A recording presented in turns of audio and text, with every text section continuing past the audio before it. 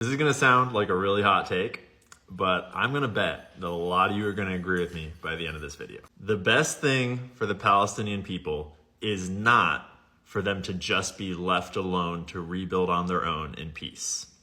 But I'm obviously clickbaiting you, so let me explain what I mean by that. So my last video went really viral about this because a lot of people were really angry, thinking that I had flipped my stance to being like, all of a sudden I want like American occupation of Gaza, because I had pointed out that there's something weird about Trump's proposal and it seemed like he didn't tell Bibi in advance. And let me kind of like lay the whole picture out. This is what I actually want for Gaza, this whole video, not the clickbait at the start. And I'd be willing to bet that you're gonna agree with me. When I voted for Donald Trump, I'm not stupid. And I know that Trump has serious ties to Israel and Zionists. And if I'm being really honest, I was resigned to this being the likely outcome in Gaza. It's just the honest truth. When we all voted for Trump, there's no reason that any of us had any hope that anything except for Israel taking over Gaza, finishing the job, it was not a good vibe. We gambled 1 in a million on Trump actually fulfilling his promises here at home to clean up the government, to cut taxes, to do all sorts of stuff for the American people. And against all odds, he's actually doing it. And it's crazy what has been done already on his promises. That's like already a 1 in a million chance that we were right in our bet on Trump here at home. But I think we all kind of knew that in Gaza, it was not a good outcome, because we don't have high hopes for Trump. And I thought we were getting the worst possible option, regrettably. But then Trump came out and suggested American occupation of Gaza, which was a total like throw from left field. And it's better than Israeli occupation, because at least an American presence would put a halt to Israeli military activity, and at least American morals there on the ground would be somewhat better than Israeli morals. Obviously, you can argue about that in the comments, but I would rather have Americans looking over Palestinian lives than Israelis looking over Palestinian lives, and I hope I don't need to explain why. However, this would tie us inextricably to Israel. We would basically become like a symbiotic organism, even more so than we already are with Israel. It would tie the American image to this colonial project even more than it already is, which would just do irrevocable damage to the American image abroad beyond how fucked we already are in everyone else's minds. Not to mention that with each new president, we would have a new opportunity to fuck everything up and for all hell to break loose. But I don't think this is actually what Trump is doing. And we're going to explain why in just a second. What most people want, including the Palestinians, what everyone's talking about is just to leave the fucking Palestinians alone and let them rebuild on their own. And that is great. I agree with that. That is like, for a long time, that has been looked at as the best option. It respects the wishes of the Palestinian people. It ceases this colonial project in the region. But there's some serious issues with this. Like, half of the people in Palestine are under the age of 18. They're just a bunch of kids, and all their parents have been killed. Their infrastructure has been bombed. Their entire country, if you can even call it that, it's just a wasteland of rubble. Think how hard it is to rebuild this. And if you leave them alone to rebuild, what's going to stop Israel from just starting the same cycle over again? Funding some terrorist organization, shoots a rocket at Israel. Oh my gosh, they attacked us. And then they have to level Gaza all over again. I don't see how giving the Palestinians the land and just leaving them alone is going to get us any different results than the last 100 years, unfortunately. Though, because it is what they want, I'm like happy to respect their wishes. I would be perfectly happy without that outcome, even though I think it would fucking suck for everyone. Because the real solution, the only solution to Gaza, this has always been the only like possible solution to what's going on in Palestine, is for the Arab nations in the area, the other Gulf states, to take leadership to help Gaza rebuild by investing a whole bunch of their rich-ass oil money, and for the U.S. to partner with them in stopping Israel from doing anything and maintaining peace in the region while the money is poured in order to rebuild. Because shit does not rebuild itself. Like, take Germany after World War I, for example.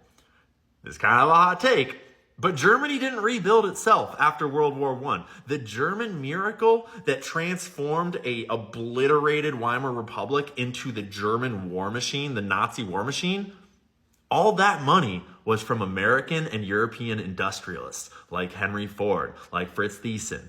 All that money was from outside investment, because in order to rebuild an entire nation, you need trillions of dollars of investment. And Gaza ain't got shit to invest.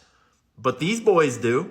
And this would have a number of benefits. First, it would stabilize the region, because the US and all the other powerful nations in the region would all be allied in the area. They would have their assets on the ground. They would be building things with their money. So if Israel were to try anything, it would be like jumping off a building. It'd be the dumbest thing ever. Plus, Palestinians would be allowed to stay and help rebuild their own nation. Plus, the Arab cultural bonds would allow for their culture to be honored and for it to be rebuilt in a way that actually makes sense for them. Plus, recruitment and funding for terrorism in the region would probably drop dramatically, because you would no longer have this conflict constantly helping to recruit. You would have a potentially positive outcome in the way they view the United States and the way they view, I have a feeling, and I'm obviously no expert, but I have a feeling that this outcome would reduce terrorism in the region, that would reduce the tension in the region, and ultimately lead to a much more stable situation. And it might not look like it, but Gaza is actually a key strategic positioning on the map of the Middle East for trade. And it's because of the Ben Gurion Canal project. This has long been in the works, and we've been speculating that Israel's going to try to do this, but if the Arab nations were to come in and partner with Israel and they were to do it in harmony, that would stabilize the region in a way that obviously it's complicated, but that canal comes out in Gaza.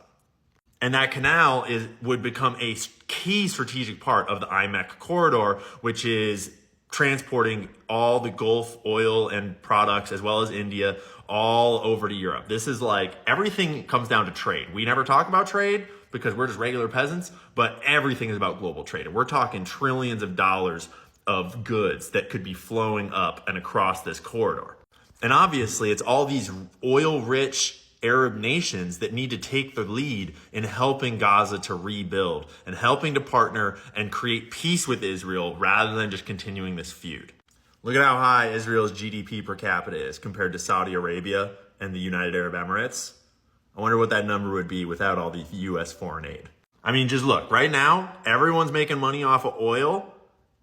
Palestine's top export is stone, because all that it is a bunch of fucking rubble. And I'm kind of joking, but I'm kind of not. These other Arab nations have a bunch of billionaires. Saudi Arabia, Egypt, UAE, Saudi Arabia, Egypt, Lebanon, UAE. They have 3 of the largest sovereign wealth funds in the world: Abu Dhabi, Kuwait, and Saudi public investment funds. Many of these Arab nations are already close trading partners with Israel, which is the ultimate goal, is not to shit on Israel or destroy Israel, but to create stability and peace in the region. Israel's already exporting and importing from Turkey and the UAE as 2 of their top partners in trade. Egypt is there too. This is a map of global trade routes, and though it's kind of tight in there, this Gulf right here, the Persian Gulf, is critical to the global economy. And this canal that we're talking about potentially having built in the next 10 to 20 years, that would be a primary transportation route for all of that Gulf oil. Saudi Arabia immediately came out and objected to Trump's plan. Took them a day or something, but they got an English version up saying they're not down with displacing Palestinians under any circumstances. Palestinians obviously were like, fuck that, we're not leaving.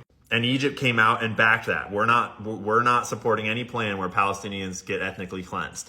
Instead, Egypt is actually helping to organize these Arab partners in the region, including Jordan, Saudi Arabia, and the UAE, to reject Trump's plan and for them to come together to help rebuild Gaza themselves, which is some version of this, which is the only logical option. Gaza needs a sugar daddy, and the sugar daddy it has always needed is these big boys over here that have all the oil. What they need is for us to continue our fucked up partnership with Israel, to coddle them so Israel doesn't do anything stupid like launch nukes, while we actually partner with these big boys to help make peace in the region and rebuild. Because you cannot turn this into this without billions and billions and billions of dollars invested over years, decades. And I suspect Trump is on some art of the deal shit right now, because he knows that. Then we just have to worry about global jihad in like 30 years when they realize they still fucking hate us.